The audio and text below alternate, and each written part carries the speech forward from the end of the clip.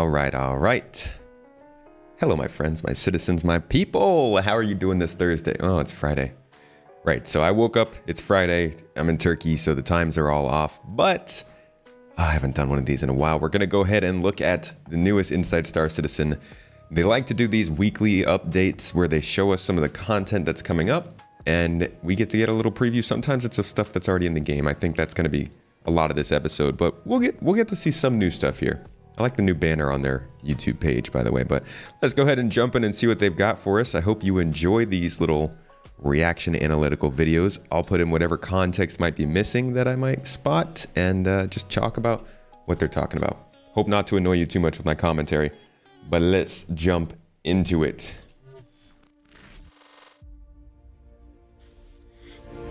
Recently, I did an update in our PU meeting to show off some of the work I've been doing on the new automatic river placement tool. Which is going to allow our artists to populate entire planets with water systems. That's what I was really hoping they'd talk about with rivers. Very simple process. And Jared saw it and asked me if I could present it again for an Inside Star Citizen episode. So here we are. It's time to look at automatic river placement. Let's do it. Show me how we're going to get more rivers, please. The first big improvement I've made to the river placement tool is an overhaul of the UI. I've split up all of the stuff it can do into separate tabs. So we have the manual river placement here, the automatic river placement, a view of... Can I just say that this is... yeah, I'm interrupting you all so early, but like this is what I love about this game. Like when usually you'd get a UI update for a game, a lot of times it's the UI that you're using. But we literally get to see the UI that the engine team creating the engine of the game is making for other developers to use in the future. We get like full access view. No, okay, not full access view. We get like some access view of actual internal tools that is proof of like their process of making this a more systemic process. And they've done this with planets. They've done this with derelicts. They've done this with ships, with weapons. They show us these tools. And I think it really helps add some context to how this stuff is all made. All of the rivers currently on the planet. We'll visit this again later. View, which is how we can enable or disable various debug view modes, and debug tools, which is just a collection of various other things that I sometimes use to make sure that my tools are working properly. If we go over to create river, the next biggest improvement I've done is river prediction. What the river prediction does is it has a look at kind of the rough direction water would travel if you were to place a river under the mouse. What this allows us to do is look at the general direction of the height maps, the general shape of the watershed. Oh, that is sick. That is so cool. And roughly how long a river will be. I couldn't even do this in like As you can see, as I move my mouse across the planet, we can see different positions are more effective than others, and different positions lead to longer or shorter rivers. This is microtech, so there's no oceans to flow into, but the aim would be on Hurston, for example, most of our rivers should either be finishing in the ocean or large lakes or basins. What the prediction doesn't do is take into account the intricacies of the terrain that may prevent a river from actually spawning that location. I'd also like to see longer rivers. Like small rivers, yes, but we need those to be tributaries to longer, like hundreds of kilometers long rivers, right? That's kind of important to have on a planet. So this is used as an indication of where the river might go. And then our more in detailed erosion algorithm can work out whether the river actually goes there. I'm going to attempt to manually place a river here. I'm going to click. As you can see, we've now got a set of nodes. And this part of the process hasn't changed. So I'll still go down to the river, click on any of the nodes. And I will click place river. And boom, we've got our river. I can then hide the debug nodes, and the river is there in the world. That's a huge improvement. As simple as that. But actually, we're wanting something a little more complex than that. We're wanting entire water systems across the entire planet. So glad I didn't open my mouth. And that's what the auto river placement tab is for. I was sitting here thinking, I was like, oh boy, you better not have to do that for every river. The automatic river placement is split up into 4 steps. The first step is the gather. This looks for positions where we have a rough idea that there will be a river that fulfills certain criteria, and we use the prediction that we saw a moment ago to do this. We can change various settings, such as the target river quantity, the min macro steps, which is the number of those large steps we saw a moment ago for the river to be considered, and the number of attempts of positions it will do while trying to find these. This is amazing. In this example, I'm sorry, but as somebody who's obsessed with the development of this game, this is one of the cooler things I think we've watched in a while. just going to try and find 5 rivers across the planet, and I'm going to say each of them needs to have at least 9 macro steps. So we're talking about pretty long rivers. We can also select which biomes we want the rivers to be able to flow through. In this case, I've selected all of them apart from the snowy ones. Yes, that's going to be great for lava. So when I'm happy with my settings, I will click Gather River Proposals, and the computer will take a moment over finding some river proposals for us. As this is happening, you can see red circles appearing on the planet. They are all of the proposal positions that fulfill the criteria we've put so far. So they're in the correct biome, and they have the correct number of macro steps or more. It's told me that it's found 25 potential river positions, which is awesome. So the next step is to filter them. Currently, what filtering does is it makes sure that the river isn't going to flow through an outpost. It checks that the river is valid and that the water is actually flowing along the line that the prediction thought it would. And it checks that it's another minimum length. In this case, it's 40 node steps.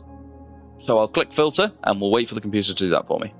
During this process, we can see that some of the red circles will start to disappear as they're discarded if they've not met the filter criteria. Right, in the end, it's actually only found 4 valid river positions, which is fine because I put in some pretty stringent criteria. So at this point, I'm going to click Create Rivers. This is going to actually place the rivers into the world. Just like that. And we know that they're already going to match a certain length and other criteria that we've put in. I like to see. Now that we've got 4 new created rivers, the next step will be to commit all of them. But actually, I'm going to hesitate slightly. I'm going to go across to the Rivers tab, and I'm going to filter to rivers that are uncommitted. Yo, why is this UI nicer than our in-game UIs? This is great. So this is showing me all 4 rivers that have not been committed yet, which means that they are on the planet and they are present, but they haven't been saved to data. And I'm going to go to each of them and commit them manually. So first, let's sort. These rivers are actually fairly long too. This looks like this is almost 15 kilometers long. I think we keep doing that. Like, I'd love to see. Okay, I'll wait till the end. By length. So we'll start off with our shortest river. So as we can see, this river flows through like a woodland biome, and it looks pretty nice, but it is only 5 kilometers long, as we can see here. So I'm actually going to delete this river. Next, we'll go to the next shortest river. This one is 6 kilometers long and looks a little better to me. I think I'm going to let this one stay. Go to the next river. Yep, very happy. 11 kilometers long, so got a good length on that one. And this one is 12 kilometers long, and again, looks very similar. So yeah, of these 4 rivers, I'm happy with 3 of them, and I'm going to let them all stay. Going forward, I'm going to allow artists to specify a minimum final length in kilometers rather than just nodes. And one of the big things that I'm going to do next is spring points. What this is artists will be able to add hint positions at various points in the height maps to say a river would look good starting here. For example, a crevice or a crack in a mountainous height map. Oh, that's a good idea. And that's just going to mean that the quality of our automatically placed rivers is just going to be a step higher, because the start is always going to look somewhere natural rather than just starting anywhere in the middle of a field. Because at the moment it is largely random positions that it's trying and then filtering from there.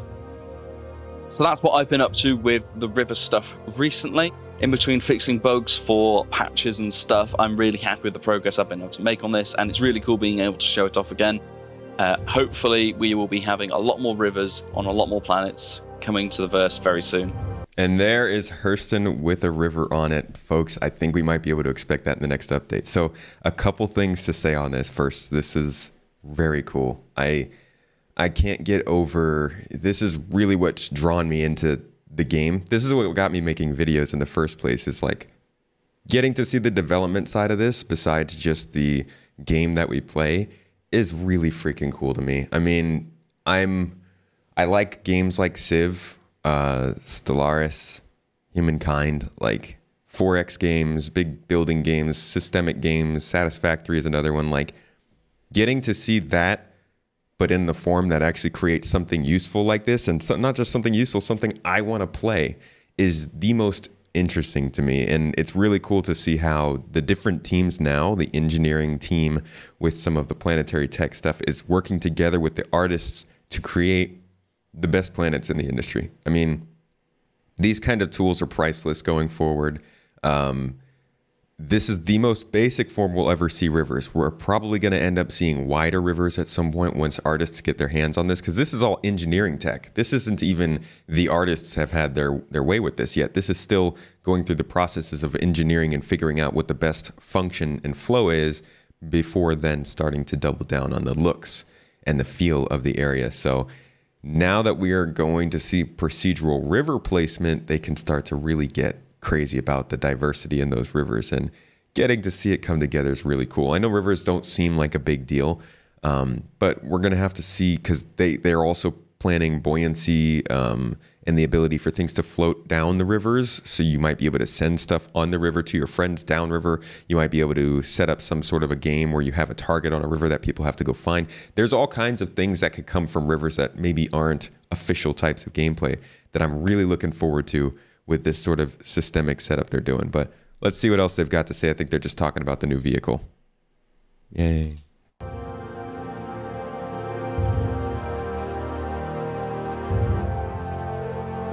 Oh, those are for sure Hurston rivers. Look at that. One thing I do hope is that we start to see very long rivers. I want to see very long, very large rivers. I'm talking 20, 30, hundreds of kilometers, you know?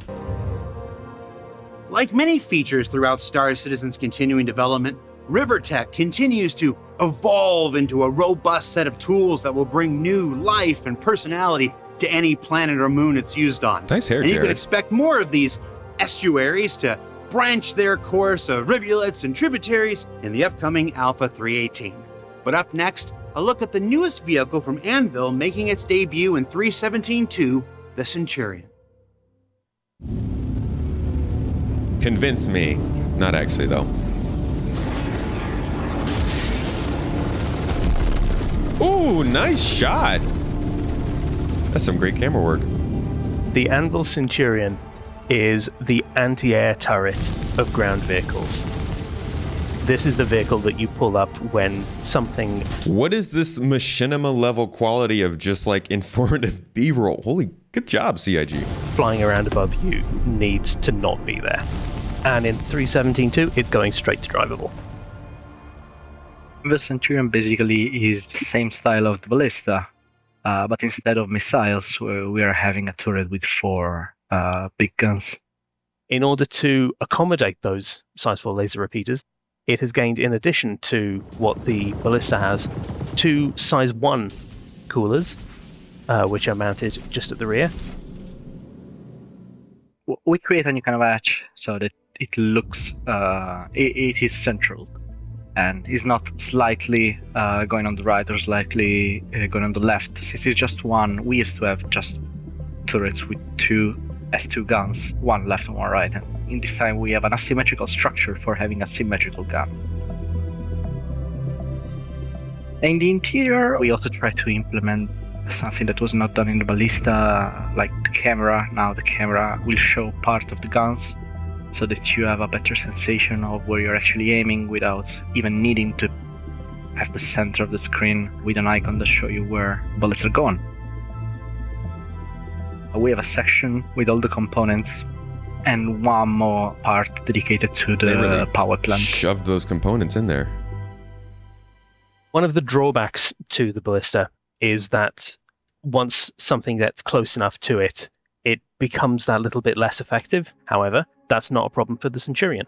It can engage anything at any range, but obviously its effectiveness will drop off as things get a little further away. So having a Centurion covering a ballista suddenly just makes the entire system work much better. Okay, that's some strategy. I think that players who enjoy the more organized style of planetary warfare will have a lot of fun with it. So what did we learn this week? Well, See, now, we were pretty peaceful last time we did Jumptown in my org, GII, but I think we're going to be a little more forceful this time because I want to try out these new vehicles and see how they hold their own. So if you're in GII, get get excited for that Centurion. I think we're going to get a couple, hopefully, if we can find a couple, and load them up and see what we can do with them. We got a couple events actually planned for that vehicle, by the way. We learned that the latest advancements in river tech are going to allow artists to crisscross the surface of Stanton's planets and moons with more brooks and streams than ever before. That I've used almost every word in the thesaurus for river in these hosting bits, except runnel. And that the Centurion is the newest vehicle using Anvil's famous Atlas platform and makes a devastating 1-2 punch with the ballista that we all know and love.